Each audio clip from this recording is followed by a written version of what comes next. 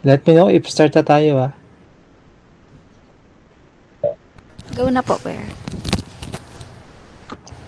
Okay, so magandang hapon sa ating lahat. So it's Saturday. Alam natin merong bagyo pero thank God kasi hindi siya naging super typhoon. Praise God, hallelujah, 'di ba? At least hindi siya gano'ng kalakas. I don't know sa area ninyo. Pero dito sa Metro Manila, dito sa amin La Paulo, hindi na gano'n ka ano. Medyo mahangin, malakas lang yung hangin. Yun, at medyo may konti-konting ulan pa pero salamat sa Diyos dahil nagtapos na naman yung linggo na tayo ay safe and sound, and despite of the bad weather we are still here tayo dito para makinig muli sa salita ng Diyos sa hapong ito. So sisimulan ko sa panalangin at susundan ito ni Miss Jessica para sa opening song. So tayo po ay manalangin. O aming Diyos, Ama makapangyarihan, kami po'y nagpupuri, sumasamba, nagpapasalamat sa inyo pong banal na pangalan sa hapon na ito. Dalangin po namin, Panginoon, ang kalakasan at patnubay na nagmula po sa iyo. Salamat po sa natapos po na linggo, O God. Salamat po sa kalakasan, sa inyo pong patnubay at paggabay niyo po sa amin, Panginoon. Kami po'y nagpapakumbaba, humihingi, Lord God, ng kapatawaran po sa inyo. Nawa kami po'y pakalinisin niyo po, Panginoon. Naway Lord, ihanda niyo po aming mga puso, O God. May your Holy Spirit fill us, Lord God, and give us the power, Lord God. Empower us with your Spirit, Panginoon. Ilayo niyo po kami, Lord God, sa masama, O God. Kayo lang po siya namin purihin, Panginoon. Pumagit na nga po kayo sa aming presensya, O God. Samahan niyo po kami sa pagpupuri, pagpapasalamat, Lord God, pagsamba at pag-aaral na ipong salita sa hapon ito. Maraming po salamat sa pangalan ni Jesus. Amen.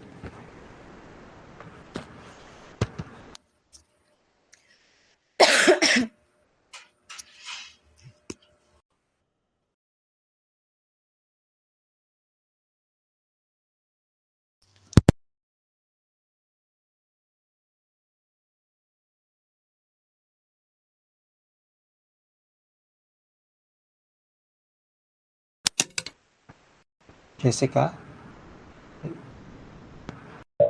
Naku, nahulog.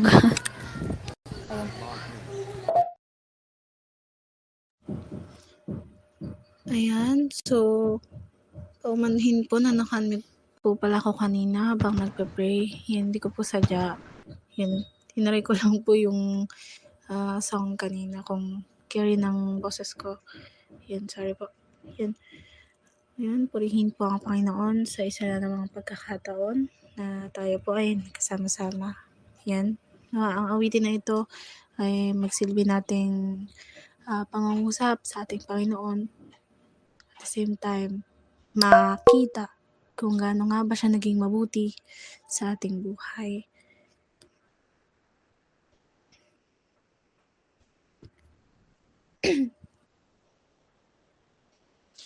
There's a mountain before me. I'm waiting here for it to move. But even in a valley, I will fix my eyes in you. Even in the highs and lows, every ebb and flows, I lift my hands to you. I will trust in the name of Jesus all of my day. I will speak of his wonderful love. I will sing praise to the King of Kings at the top of my lungs. To the whole world knows you are for us. To the whole world knows you are for us. There's a promise before me, and if asked behind, I will take up my cross, no matter the cost, as you carry me through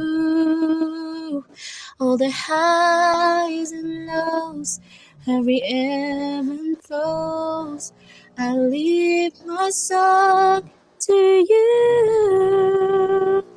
I will trust in the name of Jesus all of my days. I will speak of His wonderful love. I will sing praise to the King of Kings at the top of my lungs. To the whole world knows you are for us. To the whole world knows you are for us. Create unto me a clean heart, O God, blot out my sins. Spirit alive, awaken in me, make me whole again. Create unto me a clean heart, O God, blot out my sins. Spirit alive, awaken in me, make me whole again. Create unto me a clean heart, O God, blot out my sin. Spirit alive, awaken in me, make me whole again. Make me whole again. Create unto me a clean heart, O God, blot out my sin. Spirit alive, awaken in me, make me whole again. Make me whole again. I will trust in the name of Jesus all of my days. I will speak of His wonderful love. I will sing praise to the King of Kings at the top of my lungs. To the whole world knows you are for us. To the whole world knows you are for us. To the whole world knows you are for us. To God be the glory. Thank you, Miss Jessica, sa napakaganda at kapuri-puring awitin para sa ating Panginoon. At sa hapon na ito ay ihanda natin ang ating mga puso upang marinig natin yung isang magandang i-share ng ating speaker for this afternoon. So papurihan natin at sambay natin ang ating Panginoon sa buhay ni Miss Trisha Grace para ibahagi ang salita ng Diyos. Ayan. Magandang hapon po, no? And thank you also to Kuya Jack and Miss Jessica for magandang no? Introduction at magandang awitin. Yan, so katulad nga ng sabi kanina, no, ng ating presider, pagamat may bagyo, nandito tayo, no? At nagpapatuloy sa ating activity sa Sabadong ito. May mga invited tayo pero we're not sure kung anong nangyari sa kanila. It's either busy or natulog o kung ano pa man. May mga kanya-kanyang mga kaganapan sa buhay. So, napakarami nating dahilan para pasalamatan ng ating Panginoon sapagkat siya ay talagang napaka buti niya sa ating buhay. So before natin i-start yung ating before natin i-start itong ating topic for this afternoon, syempre samahan niyo muna ako sa isang panalangin. So, naniniwala tayo mga kapatid na kung saan ang 2 o 3 na nagtitipon sa presensya ng Panginoon,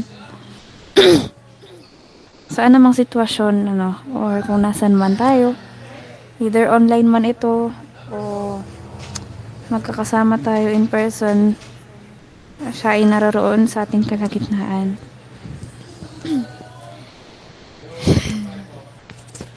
So, manalangin tayo, no? Panginoon, maraming salamat po sa hapong ito, sa pagsama mo sa amin, sa gawain ito. Isang banal na gawain na niloob mo upang kami ay magtipon, magsama-sama, at makapag-aral ng iyong salita. At higit sa lahat, pupurihan ka muli at bigyan ng pasasalamat. Salamat po, Lord, sa buhay ng bawat tao na nandito. Ang aming mga leaders na kasama ko sa pagbuo ng ministry na to. Maging ang mga invites na members, either not members, Lord. Salamat po sa kanilang pagpapaunlak. Bagamat hindi namin sila makasama ngayon, alam namin, Lord, na may mga dahilan sila kung bakit magpahanggang ngayon ay hindi namin sila makasama. We pray for Ashley, for Prisha, na hindi namin sila makasama, O Lord, na kung ano man ang kanilang mga ginagawa sa mga panahong ito, ay maging sentro ka pa rin nila, or maging sentro pa rin ng buhay nila. Ikaw, Panginoon, huwag silang makalimot sa'yo. Huwag silang makalimot na may isang Diyos na makapangyarihan, may isang Diyos na dakila sa lahat, at yun na ikaw, Panginoon. Sa hapong ito, dinadalangin ko po ang aking ibabahagi na salita mo na tumimo sa aming mga puso, sa aming mga isip, Panginoon. Ako lamang po ay iyong gamitin upang maging tagabahagi. Hindi sa akin nawa manggaling ang lahat ng aking sasabihin, kundi ito ay manggaling sa iyo, Panginoon. Marami pong salamat. Ito ang aming dalangin sa banal mo pangalan. In Jesus' name, Amen. So, sa hapong to, nakita nyo naman yung natin doon, scripture or theme, the parable of the lost sheep, ang nawawalang tupa.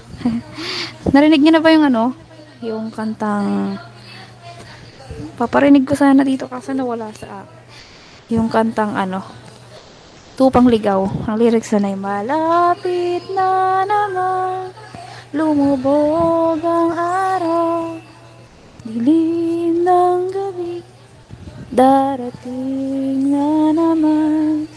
Sa paghimlay mo, isip mo'y naglalakbay. Ano yun? Basta yun.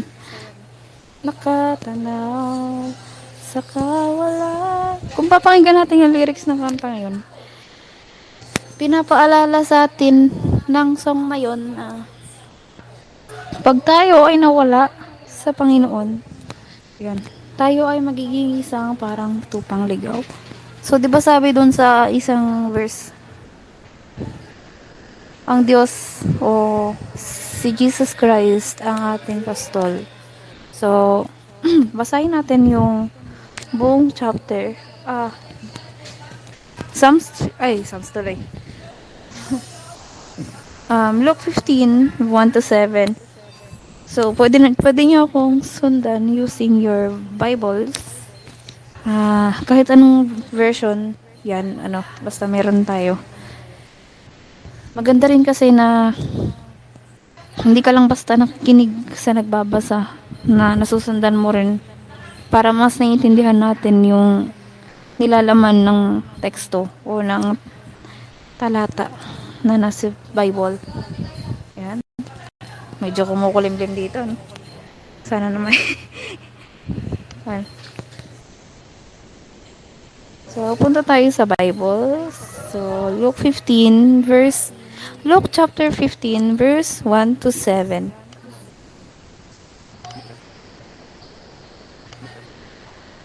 Wait lang. Verse 1.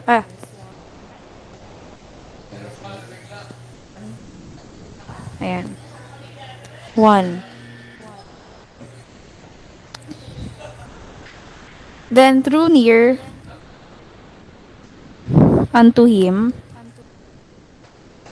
all the publicans and sinners for to hear him. Tagalog. Nagsisilapit nga sa kanya ang lahat ng mga maniningil ng buwis at makasalanan upang makinig sa kanya. 2. And Pharisees and scribes murmured, saying, This man receiveth sinners and eateth with them. At ang mga Pariseo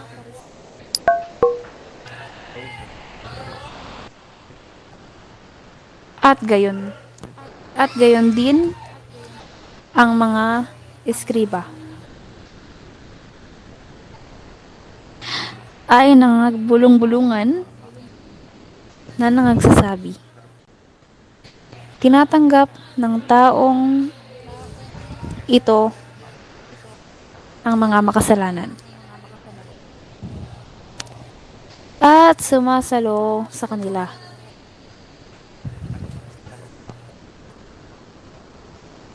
Chapter 3. And he spake this parable unto them, saying, at sinalita niya sa kanila ang talinhagang ito.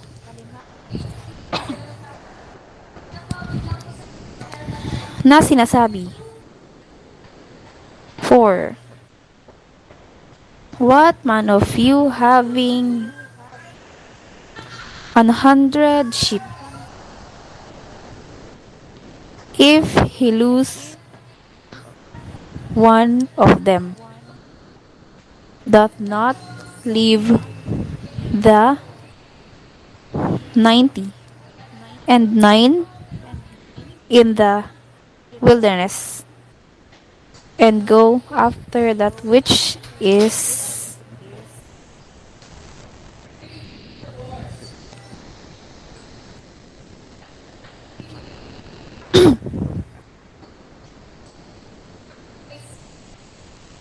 until he find it.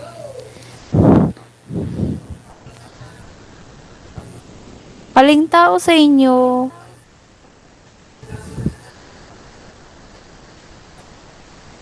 na sa inyo na kung mayroong 100 tupa at nawala ang isa sa mga yaon, ay hindi iiwan ang siyam na putsiyam sa ilang at hahanapin ang nawala hanggang sa ito'y kanyang masumpungan. 5.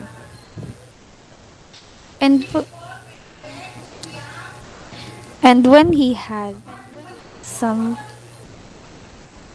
have found it, he lays it on his rejoicing. At pagka nasumpungan niya, ay pinapasa niya sa kanyang alagad na natutuwa. 6. And when he cometh home, he calleth together his friends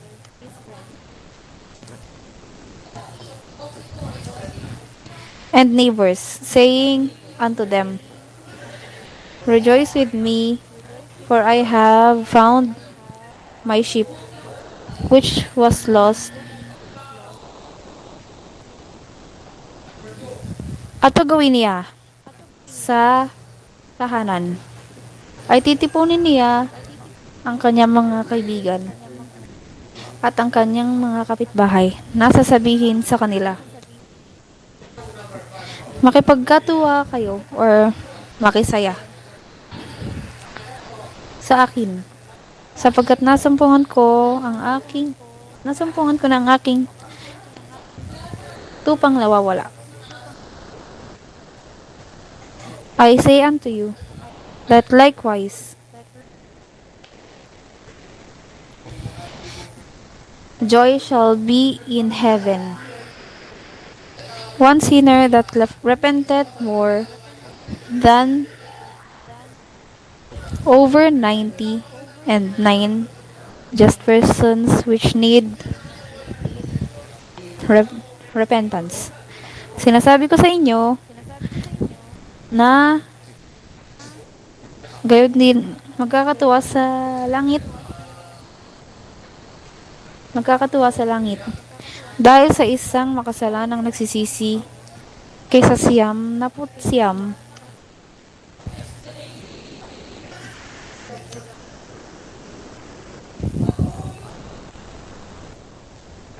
lang.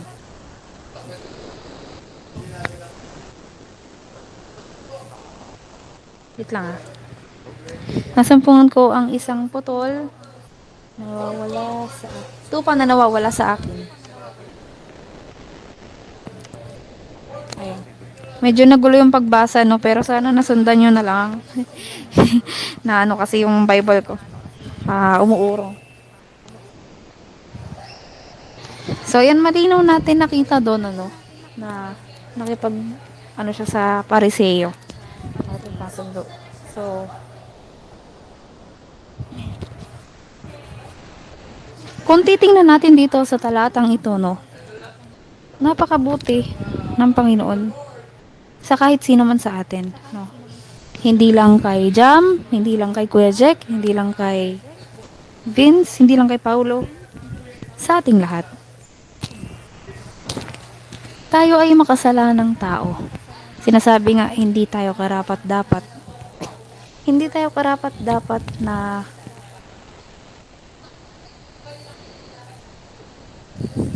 sinasabi na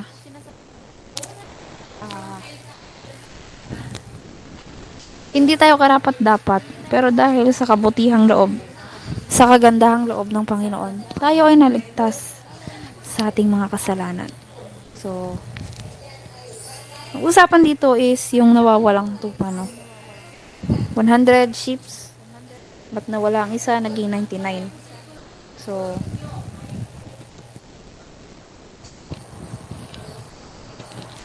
imagine, you are with your parents or guardians or tayo na lang, no? Kasi lahat naman tayo. So, ang ating mga magulang, di ba? Hindi yan nakakatiis sa mga panahon na nakakagawa tayo ng pagkakamali. And once na sumuway tayo sa kanila, no? Ano ba ang ginagawa nila? Syempre, 'di ba? Pinagagalitan tayo. Not because they not love us. Yun yung tinatawag natin na disiplina. Ginagawa nila yon for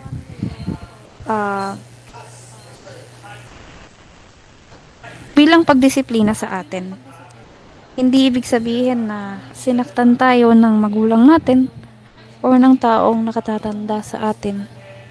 Si Kuya Jack, no? For example, nagkaroon si Kuya Jack ng anak in the future, no? Pag nakita niya,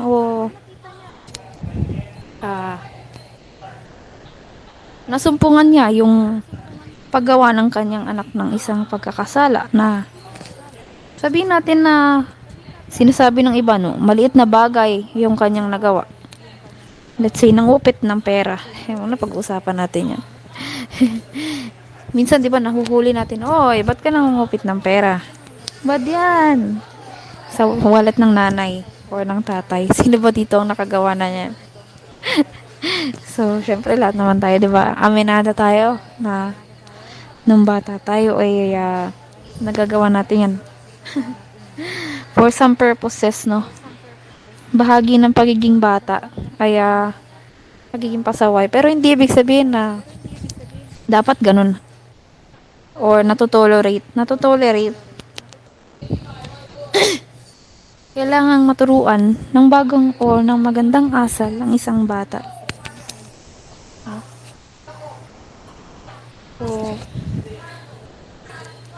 minsan may pangyayari sa buhay natin na konting mapagsabihan tayo ng isa sa mga guardians natin. It's either mother, father, kahit sino, no? Basta, ang siyang kung sino mang nangangalaga sa atin. Feeling mo, pinagalitan ka, ayaw na sa'yo. Pinagalitan ka dahil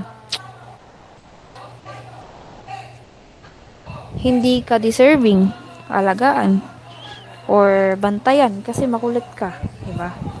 Ganito yung explanation ko, guys, para experience, para mas ni Baby Jam since siya yung pinakabata dito sa atin.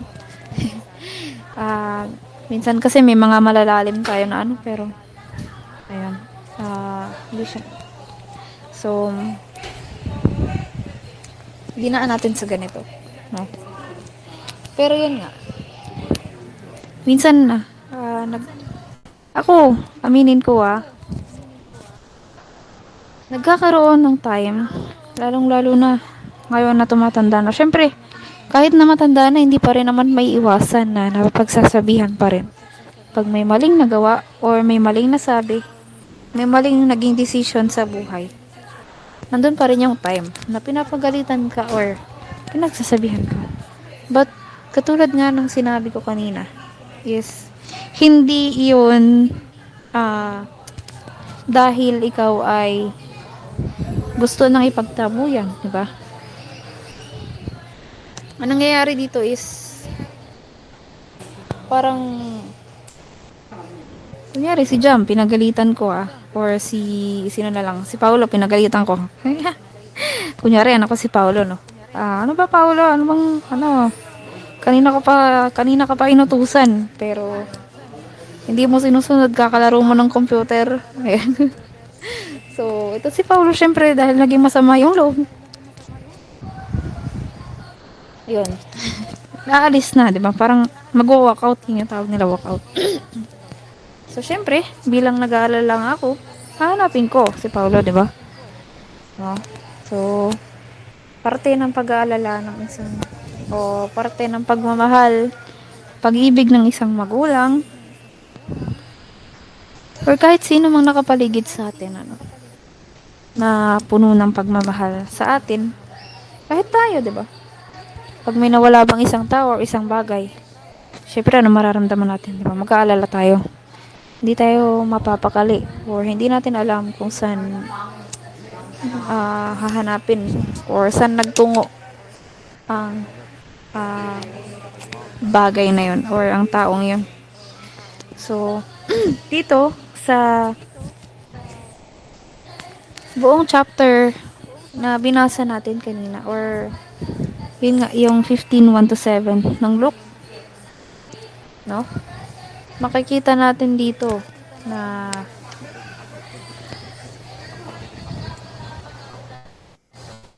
sabi dito sa chapter 2, no? And the Pharisees and scribes murmured, saying, "This man receiveth sinners, and eateth with them." Yung mga Pariseo at eskriba, nagbubulong-bulungan, Sinasabi nila doon na tinatanggap nito ang mga taong makasalanan. at sumasalo sa kanila. Kumbaga, sinasabi dito na, ano ba yan? Makasalanan na nga yung tao, bakit tinatanggap mo pa?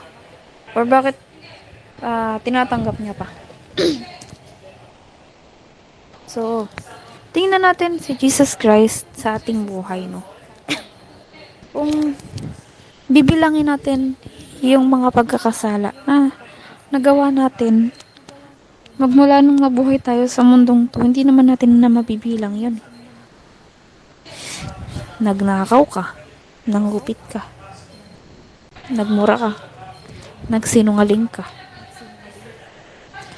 Di ba? Sa loob ng napakaraming araw, taon, buwan, hindi na natin alam yun. Minsan nga nakakagawa tayo ng kasalanan na hindi natin alam. Nasasaktan na ang Panginoon sa atin. So, sa ginagawa natin. Diba?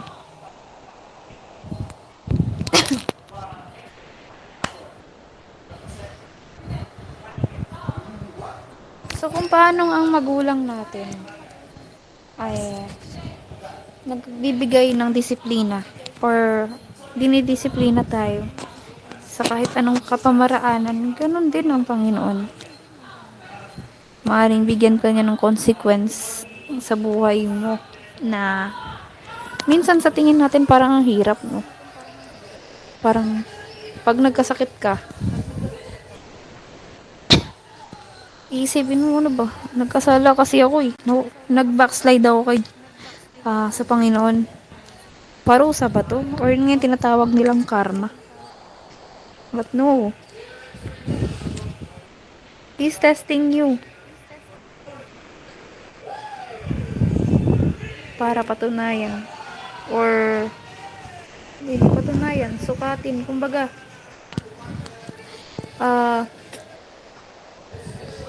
kung gaano nga ba katatag yung faith and hope na meron ka na meron sa Panginoon o ibinibigay mo sa Panginoon.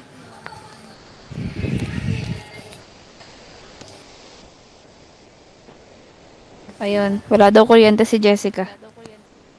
Paano kaya ito mamaya? Sige.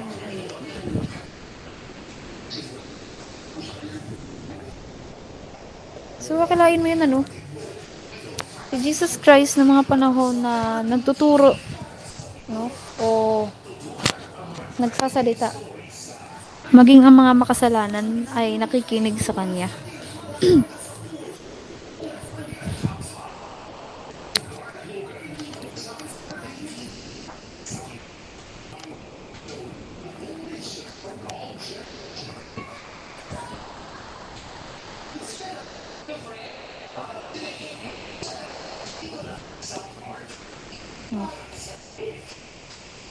Kapag ba nawala ang isang bagay sa atin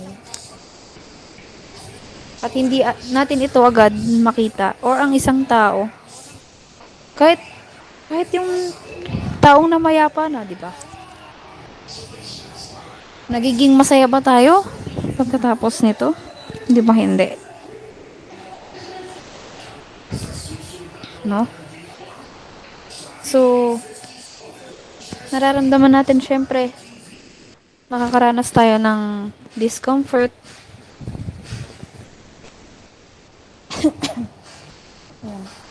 Makakaranas ka ng parang feeling mo nawala na yung comfort zone mo. Lalo na kapag isa sa mga tao mahalaga sa atin yung nawala. Nawalan ka ng mahal sa buhay, masakit syempre, 'di ba?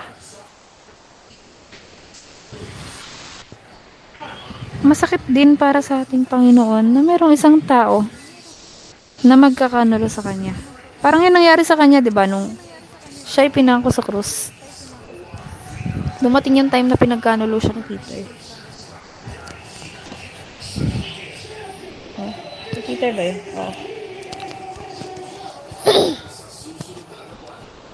Pero sinabi niya naman talaga yun na darating ang panahon na ilang beses siyang ipagkakanulong. So, nangyari nga ang kanyang addiction.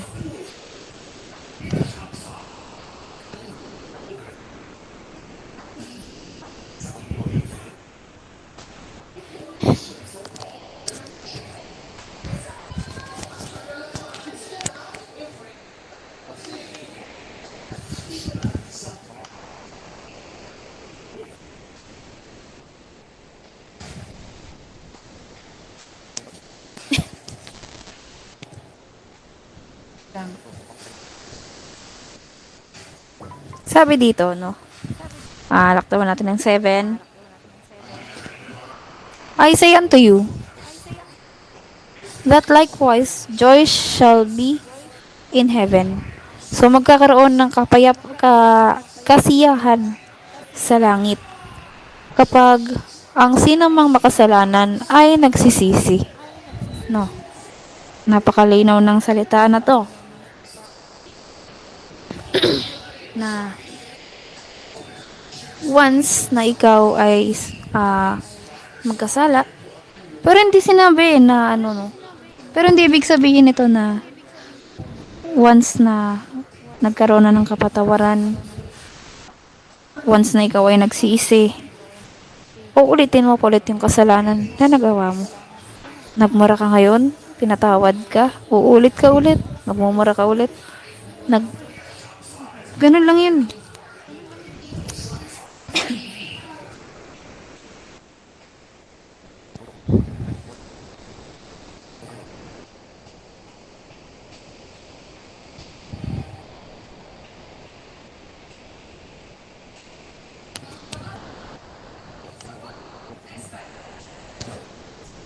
Kung minsan kasi, yung life natin, parang isipin natin parang ang gulo. Pero, yun ay dahil sa pagkakaroon natin ng problema. Ang utak kasi natin mabilis yan eh. Once konting pagsubok lang, konting problema. Ako, danas ko yan mga kapatid, na gusto kong mag-backslide. Aminin ko, dumadating yung time na pag sobrang anong na ako sa pagsubok na pinagdadaanan ko. 2 linggo kong hindi umattend ng service. Feeling ko ayoko na makasama yung mga kapatid ko sa pananampalataya. Gusto ko kasama ko lang yung pamilya ko. Masaya naman yun, oo. Pero, syempre, di ba? Mas masaya naman kung nakakasama din natin weekly. Kaya nga, meron tinatawag na Sunday worship service o araw ng pamamahinga.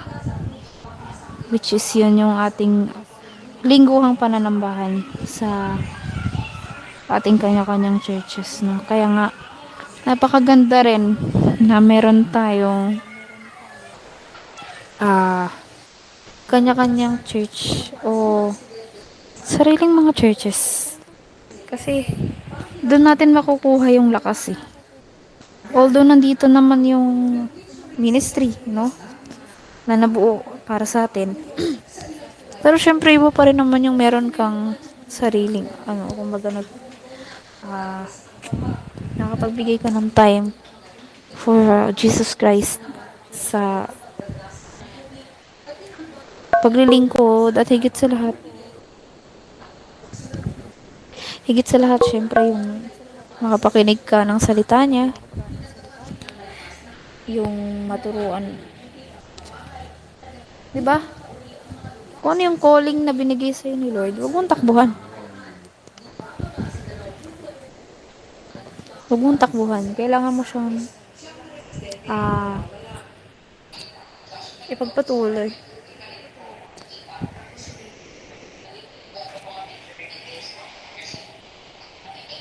Eto, dako tayo sa question natin.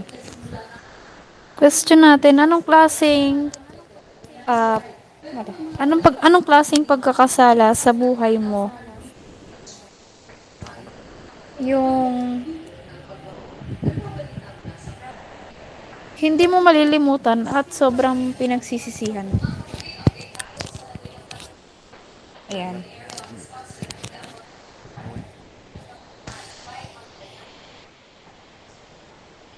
Sagot kayo, everyone. Gising pa ba kayo?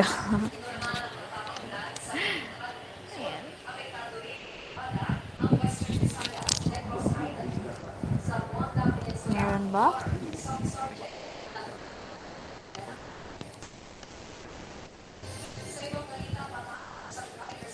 Ayan, mukhang tulog sila. Joke.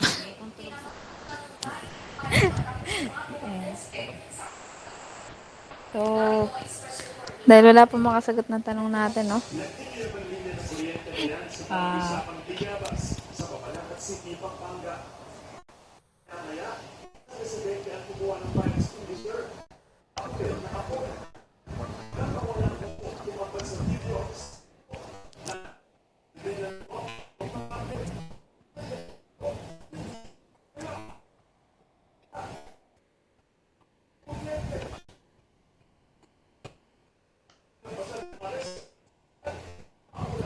wait lang.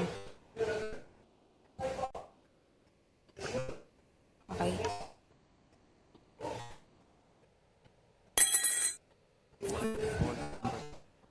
So, kung titingnan natin dito, ano, yung John 3:16, alam na natin to.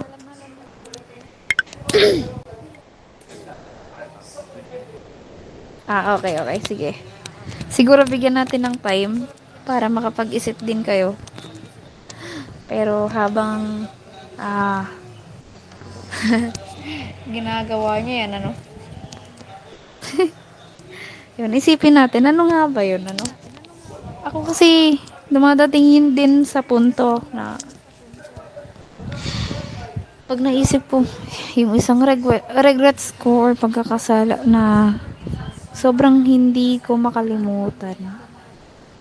At ang hirap niyang kalimutan, hindi ko siya mabitawan sa isip ko kasi kahit nagsisi na ako sa kasalanan kong yun, yun na yun. Para kung ano, di ba?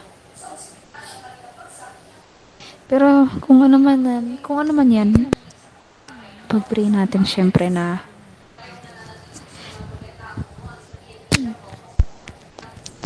Hello? yan. Sige, go Pao. Ayun, so, really may biglang nag-pop up sa isip ko. Actually, ngayon ko na lang ulit siya naalala talaga. Pero, matagal ko na naman talaga siya napagsisihan. Pero, sabihin natin sa pagiging kuya. Ito sa mga kapatid ko kasi, panganay kasi ako. Pero, daily sa tuwing naaalala ko siya, parang pakiramdam ko, di ako na maging maayos na kuya, lalo na nung okay pa yung site ko, ganon. Actually, oo, kapag naalala ko yung nangyari, talagang yung konsensya ko nandun pa rin. May moment kasi na, talaga, yun nga, nasabi ni Miss Trish,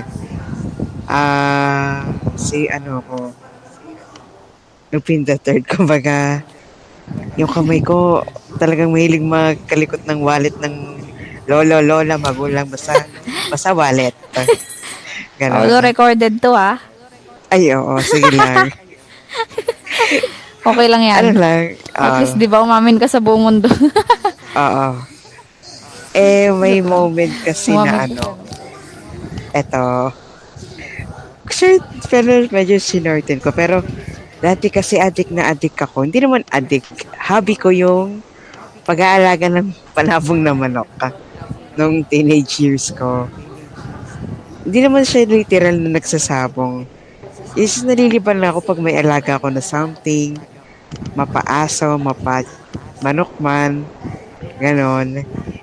One time may nag-alok sa akin nung bata-bata pa ako na may nag-alok siya sa akin na inahin na manok.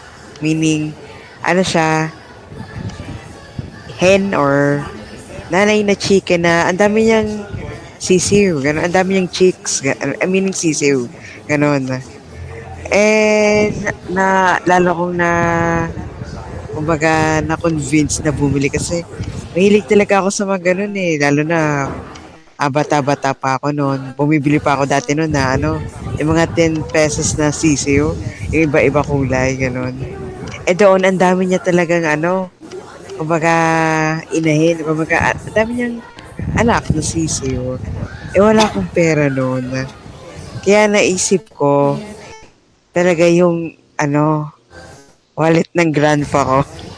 Alam mo kasi yung taguan niya. Ayun.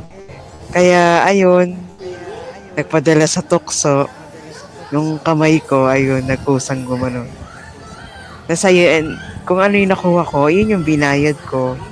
Tapos, syempre, yung grandfather ko, nalaman yon. Ganun, nalaman niya. Tapos, one time, I think nasita ako, pero di ako umamin. Di ko inamin na ako talaga. Tapos, parang lumabas ako noon. Tapos, pagbalik ko sa bahay, pag naalala ko, kinokonsensya pa rin ako. Yung brother ko yung pinapalo. Ganon. Tapos nakita ko, pamihira na ako, konsensya na naman ako. Ayun, na-cry siya, syempre.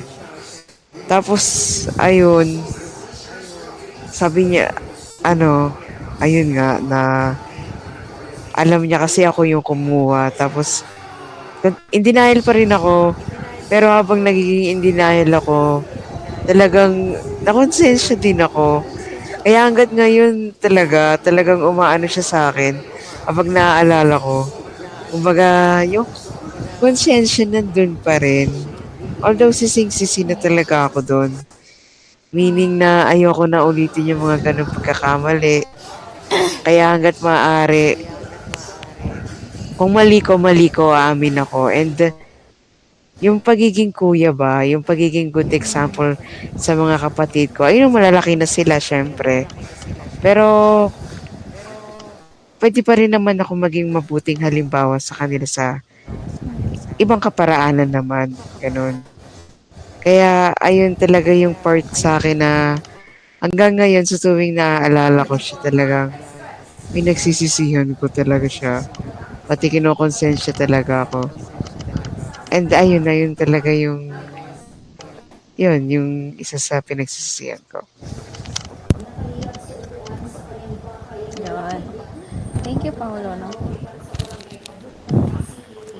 Ayan. So, kung kahit anong pagsisisi natin is wala namang nagbabago, 'di ba? Parang nagsisi nga tayo pero inulit pa rin natin yung kasalanan yan, 'di ba? Paano na lang? Diba? Darating din yung time na nakakatakot. Alam niyo nung una, narinig ko to, natakot ako pero I realize no, unti-unti akong nakakilala sa Panginoon. Sabi ko talaga palang mangyayari, no? Kasi ang daming signs na mangyayari na talaga yung second coming. Maaaring nagbibigay ng takot sa iba o makapagbigay ng takot. Pero, yun yung katotohanan, guys. Naalala ko tuloy yung preaching ng pastor namin. Yeah. Matakot man tayo o kahit anong mangyari, wala tayong magagawa kung yun talaga. Pero, hindi natin dapat ito pagtuunan ng takot. Kung kilala mo talaga ang Diyos, o kung kilala mo talaga ang Panginoon, sa halip na magkaroon ng mahintakutan sa maaaring maganap o mangyari,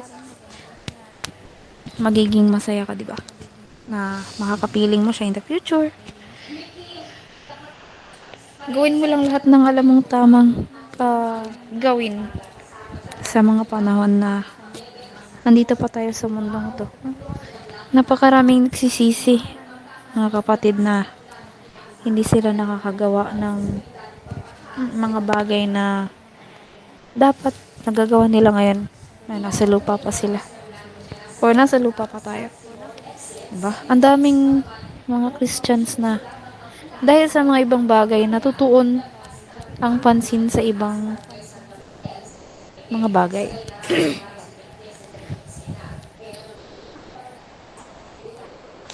Oo, masakit man na malaman natin or malaman ng kahit sino man sa atin. Malaki ang natutulong ng cellphone or ng technology.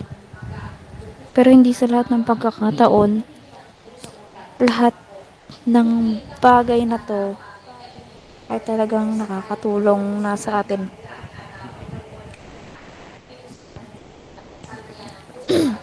Maaari pa rin itong maghatid sa atin ng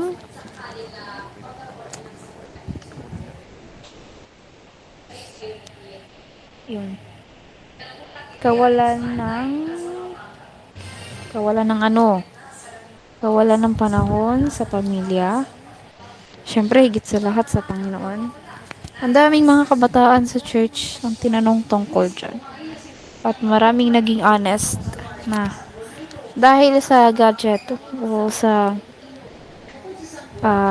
mga cellphone, technology, ang daming oras na nawala sa kanila sa Panginoon. May napabarkada, may yung pinagbabawal na gamot, nawawalan ng time to read the Bible, although nandyan na lahat no sa phone, sa gadget natin, pero hindi siya nagagamit ng tama. Alam ko dinesign yan. Alam natin na dinesign yan para sa tamang paggamit. Pero maraming umabuso nun. Diba? At aminin na natin, isa din tayo dun. Minsan nabababan tayo sa paglalaro. Pakikipag-usap sa kung saan man. Diba? Mga online TikTok, Facebook, YouTube, diba? Pero much better if magagamit natin siya sa tama na magsishare tayo ng Word of God, magsishare tayo ng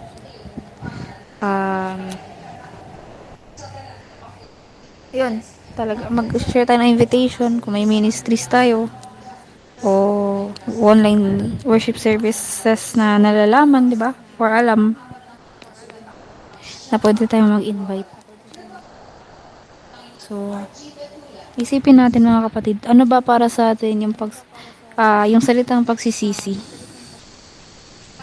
Ang pagsisisi at pagbabalik loob sa Panginoon ay hindi mahirap.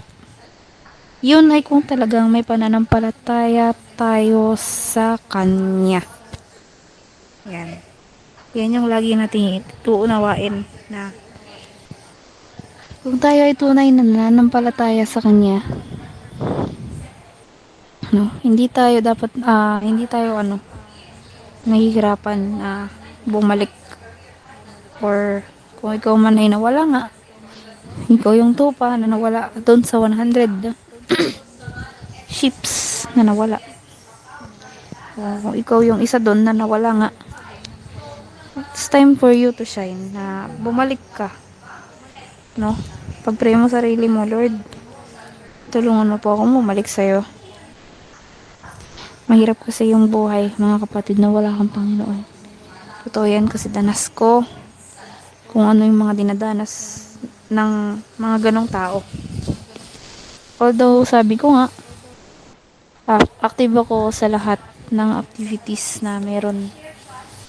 In any cases na, sabi ko nga, kahit yung ano ng patay dati, di ba? Nung Catholic pa ako. Lahat naman tayo dumaan dun. Pero yung pagdadasal sa pasyambang tawag doon. Yan, pag merong ganyan dito, death anniversary. Nabubulol ako na ben. Pero yun nga, active ako doon kasi nga, religious activity nga, di ba? So, yun. Lalo na nung nag-Bible study na dito sa amin, sa bahay. Doon ko naunawaan kung ano nga ba talaga ang totoong pananampalataya at ano nga ba talaga ang totoong pagsisisi. At ngayon ay isa na rin ako sa mga ginagamit, hindi lang sa pagkanta, no? Sa pagtuturo din, sa kahit saan, kahit anong way ng paglilingkod. Talagang sinasabi ko, Lord, na wag na. Sabi ko, Lord, wag mo na po ulit hayaan. Wag mo na po ulit hayaan na mawala ako sa'yo na katulad ng dati. Ayun. So, time for you guys to meditate.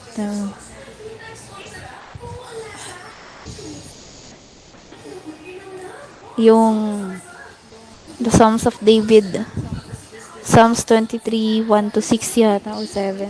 Nakita ko dito, 1 to 6. Ayun. Kung titingnan nyo, napakabuti niya, no? Kahit dumadaan tayo sa mga pagsubok, nandyan siya na nagpapastol sa atin na kanyang mga tupa.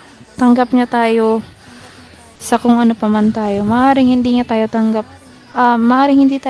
ng ibang tao, di man minsan may mga taong hindi tayo tanggap. Pero sino pa nga bang tatanggap ng buo sa atin? Walang iba kundi si Jesus Christ. Walang iba kundi ang Panginoon.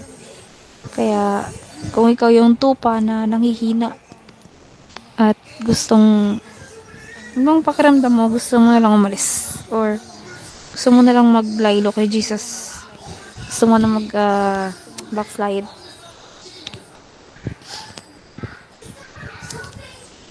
hindi tama, or ito nga yung sinasabi ng pastor namin na mag-isip ka ng mabuti. Yun yung dinudukdok niya na yung iniisip mo nasa kabila ng mga problema mo, ang pag-alis mo sa mundo, yun nga yung gagawin ng anak ko nung nakaraan ng tito. Pag-isipan mong mabuti, kasi hindi ko mo ginawa mo yun sa buhay mo, na nakitil ka ng sarili mong buhay, magiging malaya ka at payapa. Kasi ang pagkitil ng sariling buhay ay isang napakalaking pagkakasala.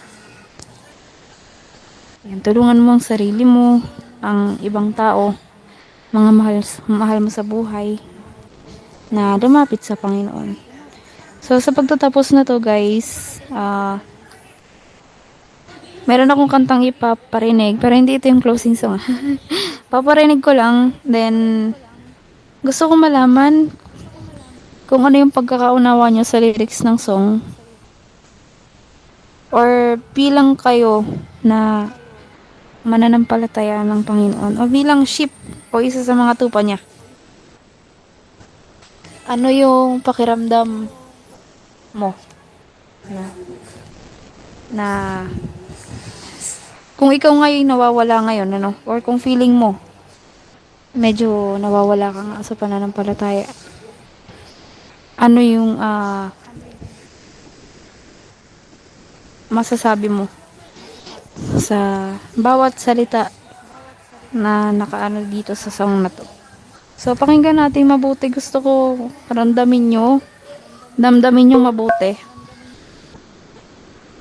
yung kantang to. Then after that, proceed na tayo sa sa sharing. And yun nga, yung ating pagkakaunawa sa song na to. So, pakinggan natin guys.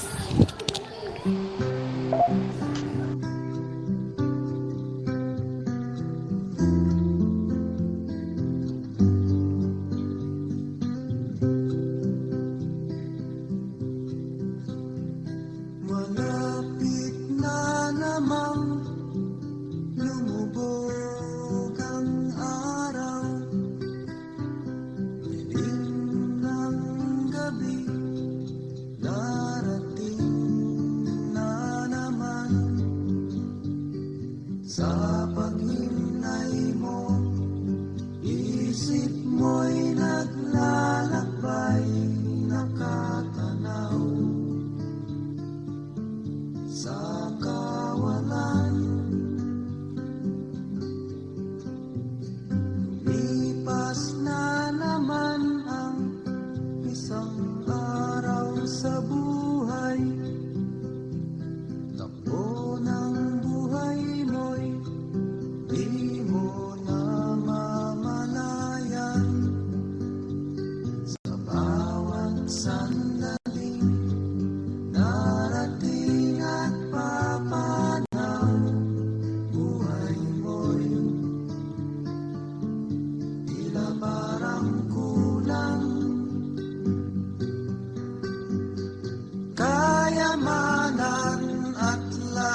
ng kalayawan.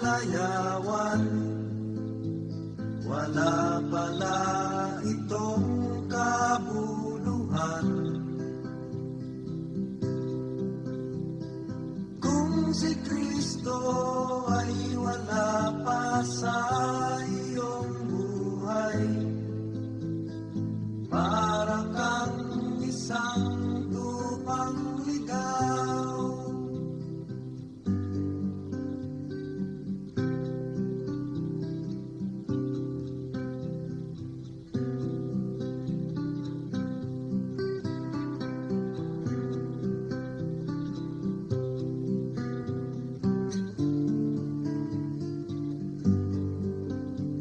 Sa bawat sandaling darating at papanaw, buhay mo'y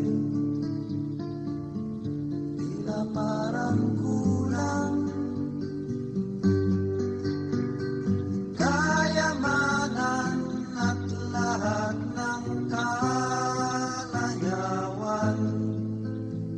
wala pala itong kabuluhan. Kung si Kristo ay wala pa sa iyong buhay, para kang isang tupang ligaw. Kayamanan at lahat ng kalayawan, wala pala itong kabuluhan.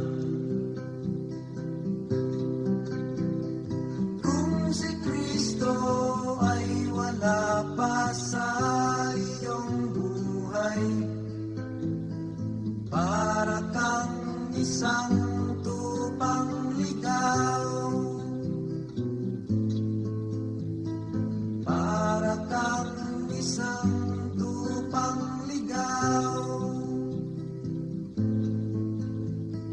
Para kang isang tupang ligaw.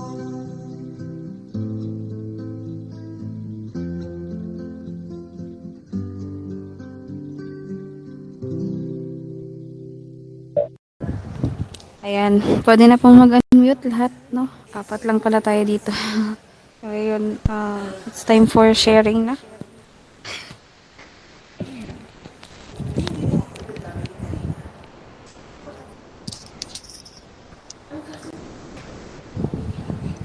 Hello, good afternoon.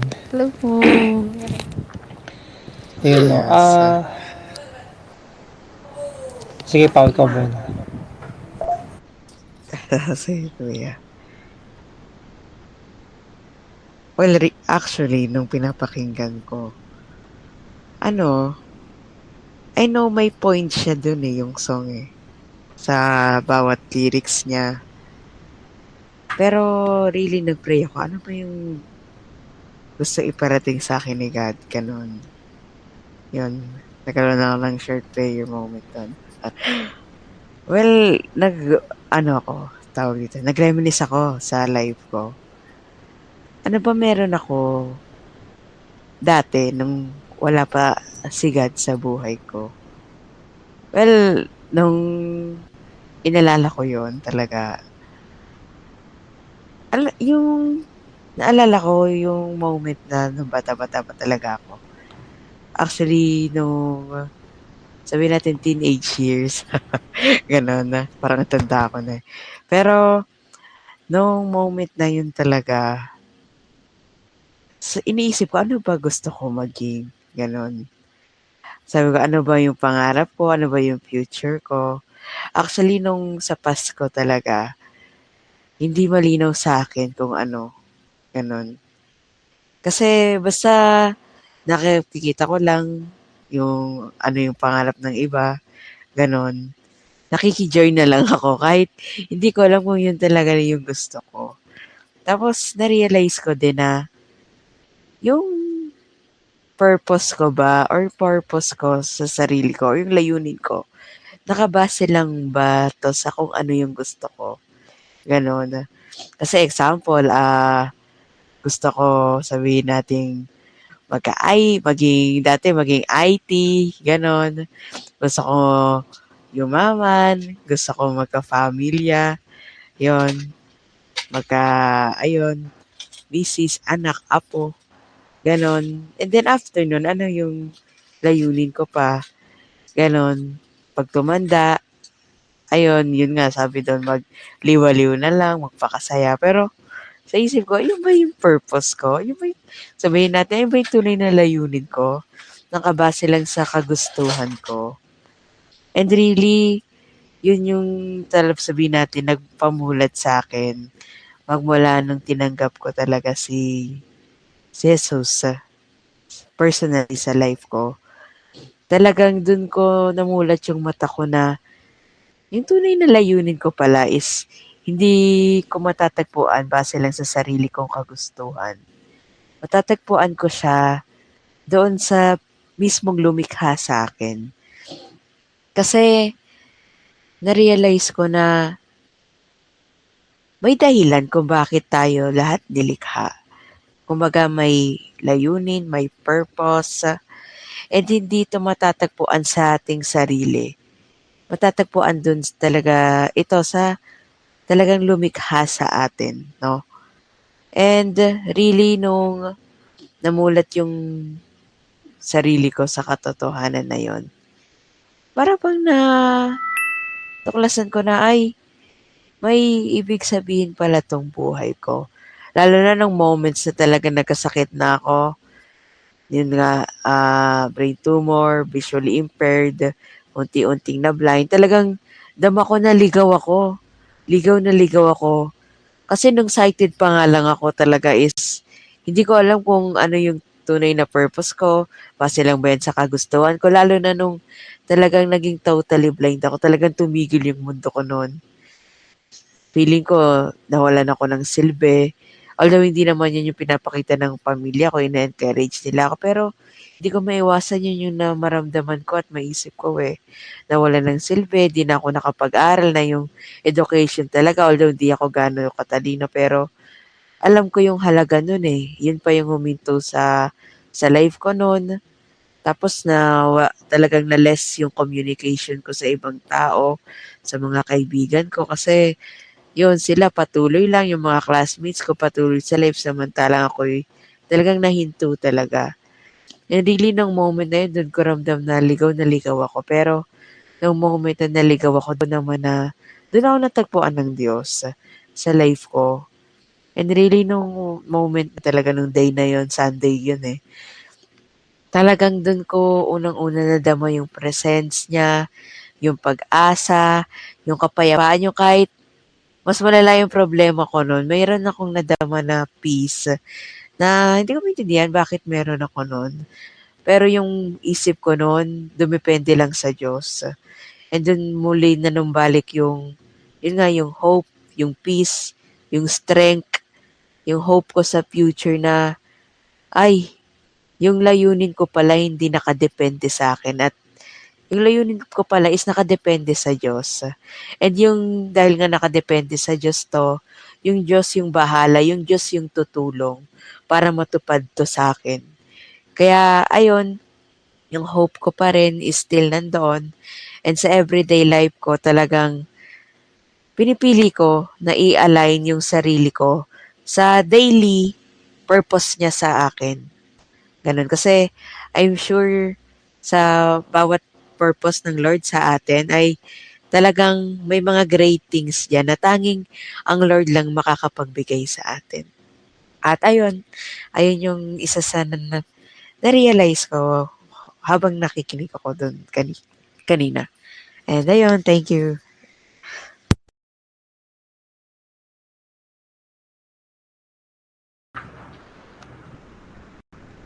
Thank you, Paulo. Sa akin, no, lahat naman tayo naging lost ship. Lost ship. So, balikan natin yung main scripture ni Trish. All of us are lost sheep. But Jesus found us. Paano tayo Kasi si Jesus naman talaga ang nakakatagpo eh. Kasi siya yung pastol. Ganun kasi ang gawain ng isang pastol eh.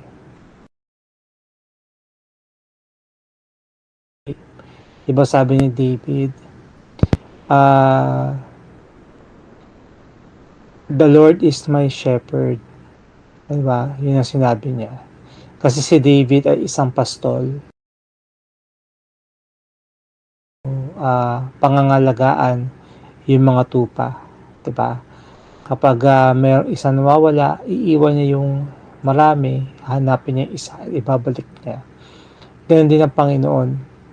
Whether bago kang mananampalataya or isa kang matagal na mananampalataya na nawala, pero hahanapin ka pa rin niya. Hindi tayo mismo ang nakakahanap sa Diyos, kundi siya. Kasi nga siya nga yung pastol. Nung bata ako noon, syempre yung lifestyle ko iba, 'di ba? Like palamura ako noon, malakas uminom, kumbaga araw-araw. Lagi akong tipsy, 'di ba? Or medyo lasing. Tapos iba yung talaga yung way ko, laging busy sa school, sa sa work. Di na ako nakakapunta ng practice noon. So I was lost and yun nga, nag-enjoy din ako sa mga mahahalin na mga bagay, ganyan. So I was lost, but you know, Jesus will always find you, no? Nasabi naman niya ni Trish, yung John 3:16, diba, for God so loved the world. Kung titignan natin yung teksto kanina, yung verse 1 to 7 sa Luke 15. So makikita natin, diba, ang mga kahalubilo ni Jesus Christ is yung mga tax collector. Yan, kasi mga masama silang mga tao. Bakit? Kasi nandadaya sila sa mga tax, 'di ba? Mataas sila maningil ng tax, 'di ba? So nakita yan ng mga Pharisee and mga scribes or mga religious teachers. Mga nag-aaral din ng Word of God, 'di ba? Nagtuturo din ng Word of God. Pero nabigay ng parable nga si Christ na kung saan sinabi din niya to sa Matthew, no? Na hindi ako naparito, 'di ba, upang hanapin yung mga righteous, kundi yung mga unrighteous people ang pinuntahan niya, which is yung mga tax collector, 'di ba? Yung mga wala pang relationship sa Diyos, yan yung hinahanap ni Christ. Hindi na niya kailangan choose. When you say self-righteous, ito yung bawa, sumusunod ka sa Word of God pero meron kang ganito. Ako, buti na lang hindi kagaya ni Paulo na sama na ugali, buti lang ako sumusunod sa salita ng Diyos. Yan yung self-righteous, yung tipong meron kang sasabihin na hindi maganda sa kapwa mo, tapos ikaw sumusunod ka, diba? Parang yung self-righteous. Ay, buti lang, hindi ako kagaya ni Trish, masyadong makasirili, buti lang ako, very selfless ako, mabait akong tao. Yan yung mga self-righteous, yung meron ka nasasabing hindi maganda, kagaya ng mga Pharisee dito, diba? Yung mga makakasalanan, meron silang nasasabing mga bad comments. So they are being self-righteous. And si Jesus Christ, yun nga sabi ko nga kanina, naparito siya hindi sa mga righteous people. So yun yung hinahanap niya, diba? Kaya nga iniiwan niya yung 99. Ibig sabihin yung 99 na yun is nasa Diyos na yung 99 eh. Diba? Ang hinahanap niya yung nawala. Diba? Or biglang nawala. Diba? Na kailangan niya maibalik muli. Diba? And nasabi ni Trish na yun nga sa ni Jesus Christ, kasi inabot na ni Christ yung kamay niya sa iyo eh. Inabot niya sa atin. Sabi nga natin sa pag-aaral natin, sa mga previous na pag-aaral natin, dun sa 1 John chapter 1 verse 9, diba? Kung ipapahayag ninyo sa Diyos ang inyong mga kasalanan, siya'y tapat na ikay papatawarin niya sa inyong mga kasalanan, diba? Basta ipapahayag mo yun, 'Di ba magsisisi ka talaga, 'di ba aaminin mo ang totoong puso, sinseridad, 'di ba? At ang Diyos papatawarin ka talaga, 'di ba? Basta ipahayag mo lang yung bagay na yun. Kasi hindi naman palagi na laging spoon feeding lang ang ano sa atin ng Diyos, kundi kailangan natin mag-decide. 'Di ba sa napag-aralan din natin nung nakaraan, 'di ba? Kailangan natin baguhin yung ating isip, 'di ba? Meron tayong kakayahan na mag-decide na piliin ng Diyos at hindi rin siya piliin. So, pero sinasabi kasi ni Pablo na be transformed by the renewing of your minds. Babaguhin natin yung ating isip. Huwag tayong makiayon sa takbo ng mundong ito. Diba? Yung sinasabi din sa awitin. Diba? Na walang saysay. Bakit? Kasi lahat ng bagay dito, temporary lang. Diba? Kagaya nga sinasabi sa Matthew 6:19-20, diba? Huwag ka mag-impok ng mga bagay dito sa mundo dahil ito ay nasisira ng kalawang at ng insekto, 'di ba? At pwede siyang manakaw sa iyo, 'di ba? Imbes ikaw ay mag-impok ng mga bagay sa langit na kung saan hindi ito masisira ng insekto at kakalawangin at hindi ito mananakaw sa iyo kasi pinili mo yung yung buhay na baguhin mo, 'di ba? And thank God kasi si Jesus Christ hindi siya nanatili sa isang pwesto lang. Parang tayo, 'di ba tayo ay disipulo ni Christ. Si Kristo ay nasa ating mga puso at isip natin, 'di ba? Hindi tayo nananatili sa loob lang ng simbahan or dito sa fellowship natin. 'Di ba? Tayo ay lalabas, hahanap ng tupa. 'Di ba? Hindi lang tayo dito na tayo-tayo lang dito. 'Di ba? Kundi ah sinasama natin sa panalangin yung mga gusto natin i-invite. 'Di ba? Papunta dito, 'di ba? To hindi siya madali. Kasi syempre, yung invite mo is siya pa rin kasi magde-decide eh. 'Di ba? Kung aatin siya o hindi, 'di ba? Basta importante, 'di ba? Na nalapitan natin sila, na-share natin sila ng Word of God, 'di ba? In-invite natin sila, 'di ba? So, hayaan din natin ang Diyos ang kumilos sa buhay niya. Sa frustrations, 'di ba? Pero dapat mapanatili natin yung pag-ibig natin sa kapwa natin kahit anong mangyari. 'Di ba? Hindi pwede hangga't maaari pigilan natin yung mainis, 'di ba? Or magalit dahil hindi lang tinanggap yung ating invitation sa ating fellowship. 'Di ba? Kasi kailangan maging matyaga tayo sa nahanapin natin makita natin yung lost sheep para maibalik natin sa Diyos, 'di ba? At dito, ang daming hindi na natin. Kamusta si Lavinia, 'di ba? Hindi na siya naatin. So she's like a lost sheep, 'di ba? Na kailangan natin na ipag-pray na Lord, naway tulungan mo siya makabalik dito, 'di ba? So or dalhin mo siya sa isang church to sa lugar nila na makikilala ka ng lubos, 'di ba? So kaya maganda to na pinapaalala sa atin nung scripture na hindi lang tayo nandito na tayo-tayo lang. So we need to find those lost sheep. Diba? Pero hayaan natin ang ating Panginoong Hesus ang siyang manguna sa atin. Hindi pwedeng magde-decide tayo na on our own lang. Dapat laging si Lord, tulungan mo ako. Ikaw manguna sa takbuhin ng buhay na to na maibahagi yung or mahanap namin yung lost sheep, diba? Ikaw ang mag-reveal sa amin ng mga taong ito. So, yun no. So, talagang yung life natin, nakakatakot. Diba? Kasi, kung titingnan natin, tandaan natin guys, we are just temporary here on earth. Diba? As much as possible, piliin natin talaga na huwag mahalin yung sistema ng mundo. Kasi yun talaga mong magpapalayo sa atin sa Panginoon Kasi tayo nasa Panginoon na tayo, diba?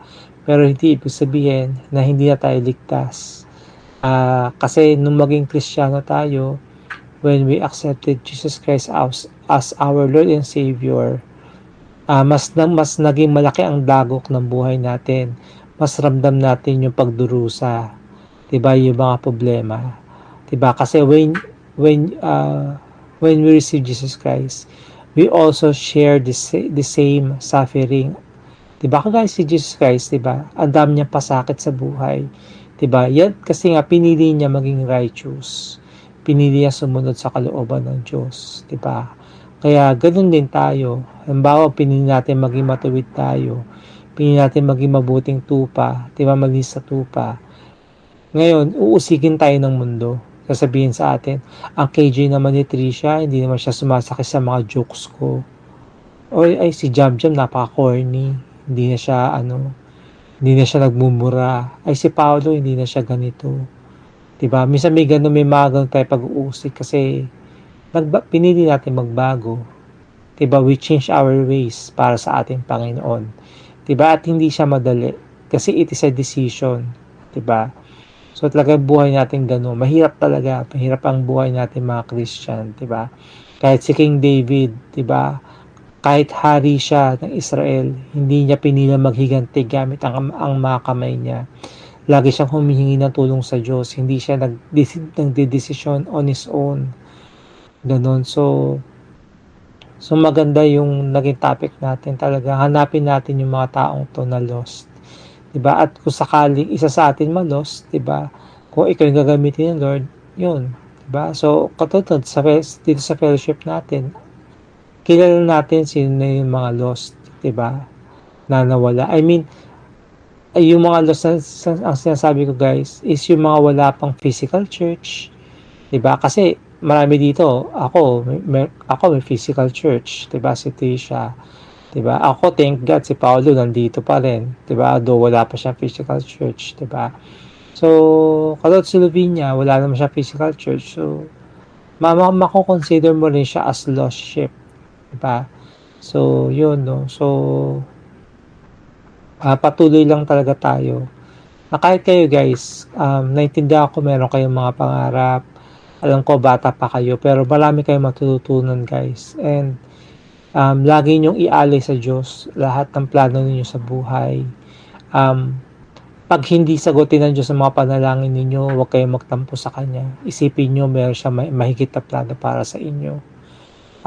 Huwag kayong masyadong magpakahumaling sa mga bagay na meron. Lalo na tayo mga visually impaired. Nakadepende tayo sa technology. 'Di ba?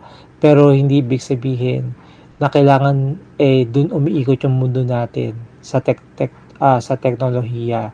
'Di ba gamitin natin to as an instrument, 'di ba? Para makapag-research tayo, makapagbasa ng Bible, 'di ba? Gamitin natin to sa mas maayos na pamamaraan.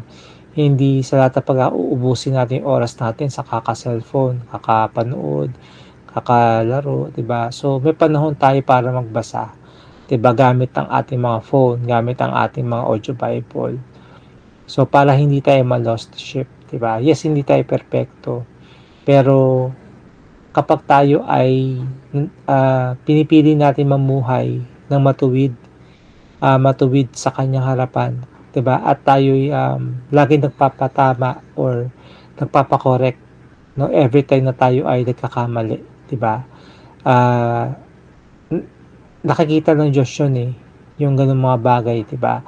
Yung kasi may iba kasi kapag nakagawa ng fault o kasalanan, bumibigay na 'di ba? Pero tayo kahit nagkakamali tayo, lalo na kahit hindi natin sinasadya, 'di ba? Nandun pa rin, napapakumbaba pa rin tayo, 'di ba? Para hindi tayo ma-lost. Kasi may iba kasi kaya nagiging lost ship kasi wala na sumuko na sila 'di ba? Pero akala nila sinukuan sila ng Diyos pero hindi naman sila sinukuan ng Diyos 'Di ba? Tayo mismo yung bumitaw. 'Di ba? Kaya nga 'di ba mayroong kanta yung yung hawakan mo ako. 'Di ba? Sineshare yan ni Jam Jam yung kantang yan, 'di ba? Hawakan mo ako, Panginoon, 'di ba? So kasi minsan bibitaw na tayo 'di ba? Pero kapag hinihiling mo sa Diyos, Lord, hawakan mo ako. Huwag mo akong bitawan, Lord God. Ayokong maging lost sheep ulit. Yes, Lord, nahihirapan ako. Yun. So, tsaka maging rin kayo, guys. Maging totoo kayo sa panalangin sa ating Panginoon. Sabihin niyo kung hindi niyo kaya, sabihin niyo kung nahihirapan kayo, maging honest kayo. Kasi kahit naman si King David, ang dami niyang mga hinanaing na parang, Lord, bakit ang layo mo? Bakit hindi kita maramdaman? Pero Lord God, pupurihin pa rin kita. Ikaw pa rin ang aking Diyos. Ganun si David eh. 'Di ba? Mas binibigyan niyang pansin yung spirit over flesh. 'Di ba? Naalala niyo, 'di ba? Sabi ko, ang flesh at yung spirit naglalaban yan. 'Di ba? Kasi yung emotions natin, guys, ah medyo danger kasi kapag umaayon ka sa emotions mo. Kaya nga 'di ba sabi nga ng iba, huwag ka masyadong mag-ano sa emotion mo, magpa-control. Pero hindi ko sinasabi na hindi valid yung emotions natin. Valid lahat 'yan, yung nararamdaman mo. Pero ang tanong, 'di ba, katulad si David, bibigay yung buong Israel, I mean, nung panahon nila, gusto na nilang bumigay. Pero mas pinili nilang lumapit sa Diyos, 'di ba? Ibig sabihin, hindi nila pinili yung flesh. Pinili nila yung spirito, 'di ba? Kasi kung pag-aaralan natin, guys, it's body, laman, kaluluwa, tsaka spirito. Yung kaluluwa nasa gitna 'yan. Yung kaluluwa natin, susunod siya kung saan yung pinakamalakas. Either yung laman o yung spirito. So lahat tayo minsan bumababa. Kaya minsan iba bakit nafo-fall, bumabagsak yung iba kasi mas pinili nila yung emosyon. Ang emosyon is parte ng laman, 'di ba? Laman dito sa katawan natin, 'di ba, yung emosyon natin. So kaya to the point, nagiging lost ship tayo, nawawala tayo sa Panginoon, 'di ba? Ako marami na akong kakilala na mga churchmate ko na talagang nawala talaga sa Panginoon. 'Di ba? Mas siguro lalo na yung mga matatagal na, kumbaga kung kailan matagal na tsaka pa na give up, 'di ba? Kahit ako, matagal na akong Christian pero nadapa ako, nawala ako sa Diyos, 'di ba? Pero hinanap ulit ako ni Lord, hinanap ulit ako ni Jesus Christ, tapos naibalik niya ako ulit, 'di ba, sa kanyang tahanan, 'di ba? Yes, hindi pa rin ako perpekto, dumadanas pa rin ako ng pagdurusa. Pero nandun pa rin ako sa moment na yun eh. Pero still, napapasalamat ako na meron akong Diyos na pwedeng maasahan all the time, nahahanap sa akin. 'Di ba? Pero hangga't maaari, iwasan natin mawala sa Panginoon kasi mahirap talaga. Mahirap mawala, 'di ba? Kaya kailangan talaga meron tayong panahon, meron tayong oras sa Kanya, 'di ba? Ngayon, dahil meron tayong Kristo, tayo naman mismo magpagamit bilang kasangkapan na mahanap din yung mga lost sheep. 'Di ba? Kasama diyan yung family natin, na mga hindi pa nakakakilala sa Panginoon, mga kaibigan natin, 'di ba? Yung mga biglang nawala, 'di ba? So, yan yung mission natin. Yan yung ipinapakita sa atin ni Jesus Christ na wag lang kayong manatili na kayo'y ligtas lang. 'Di ba? Dapat ikaw mismo, hanapin mo din yung dapat hanapin. Kasi ikaw hinanap tayo ng Panginoon eh. So, yun lang mga kapatid. Salamat po.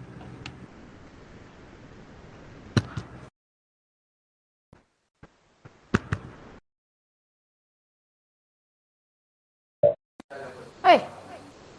Ayun. Salamat po Kuya Jack, no? And, andyan pala si Jam. Makakapag-share kaya. Pero, if hindi, ayun, proceed na natin sa ating closing prayer and closing song and closing prayer. So, sino po ba ang mag-take over nung dalawang nawala? Ay, nung isang nawala? Wala akong And for MP3 ako- dito eh. Paula, ikaw meron?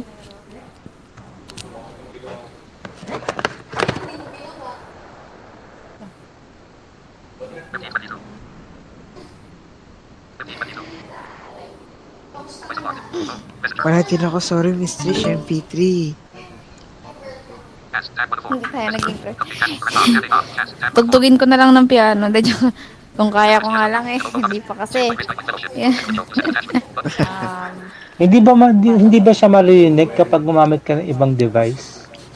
Maririnig ko. Kaya lang ano eh. Matinis.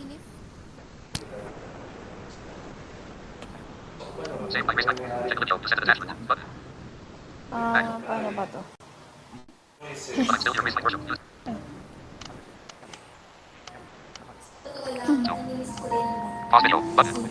Ayan, ano yan?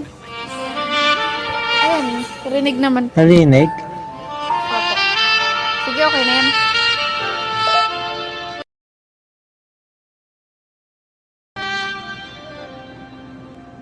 Lord, I'm not okay.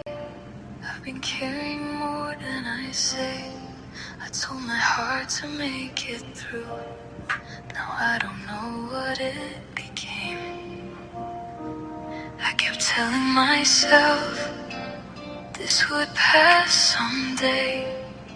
Now I still come to you, but I don't feel the same.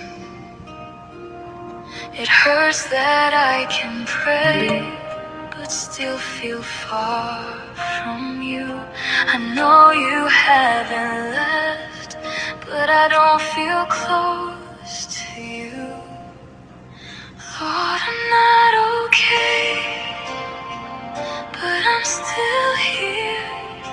I'm barely holding on, but I'm still reaching for you. My faith is small tonight, but it still belongs to you. Lord, I'm not okay, but don't let go of me.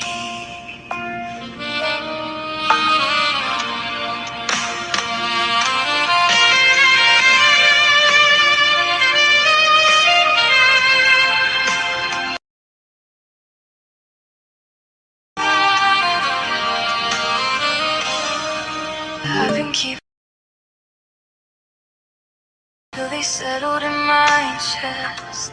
I keep doing what I have to, but my soul is needing rest.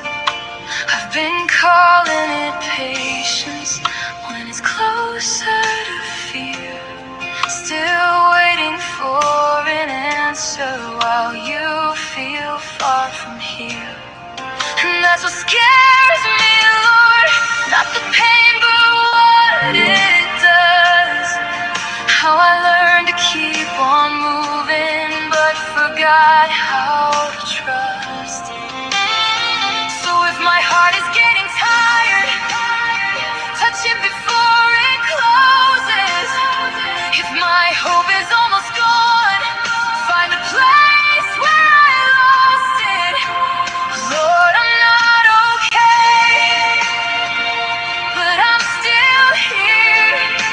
I'm barely holding on, but I'm still reaching for you. My faith is small tonight, but it still belongs to you. Lord, I'm not okay, but don't let go of me.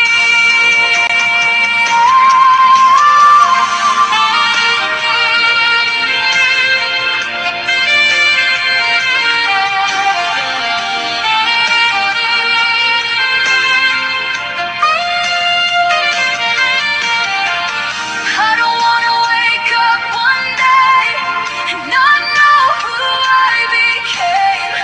I don't wanna call it healing when I've only buried pain. I don't wanna lose the softness just from carrying too much weight. Stay close in this moment till my heart can feel your grace. Lord, I'm not okay, but I'm still here. Not with perfect faith, just enough to keep you near. My faith is small tonight, but it still belongs to you. Lord, I'm not okay, but don't let go of me.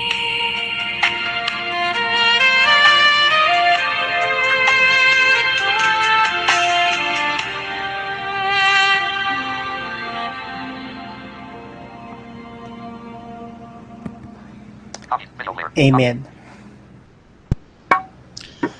So, amen for that, Kuya Jack. So, ayun mga kapatid, simulan na natin sa ating closing prayer. So, let's start. Panginoon, maraming salamat po, O Diyos, muli sa oras na ito na muli kaming nagtipon-tipon, Panginoon. Panginoon, salamat din po sa iyong salita na naibahagi sa amin ngayon, O Diyos.